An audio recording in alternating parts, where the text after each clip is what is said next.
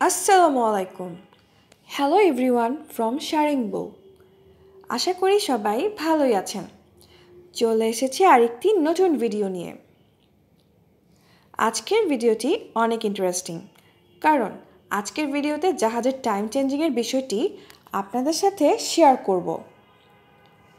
এই যেমন ধরুন, হয়তো জাহাজ এখন আছে south Korea, China, America, Australia বা যে কোনো দেশে। তখন লোকাল টাইমিং মেনটেন করে জাহাজের সব ধরনের কাজ চলবে, যেমন অফিসিয়াল কাজ, কমিউনিকেশন, জাহাজের লোকজনদের খাবার দাবার, নামাজ পড়া সব কাজই হবে লোকাল টাইম ফলো করে।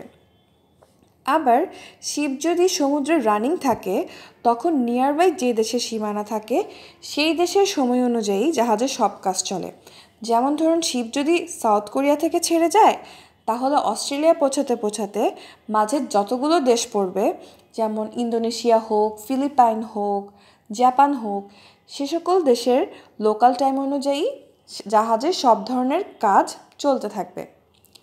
আর এখন তো টাইম লোকেশন বোঝার জন্যে আধুনিক বেশ কিছু মাধ্যম রয়েছে, তাই আগের তুলনায় টাইম লোকেশন কাউন্ট করা অনেকটা সহজ হয়েছে। আজ এ পর্যন্ত। ভালো থাকবেন। Tata, bye bye.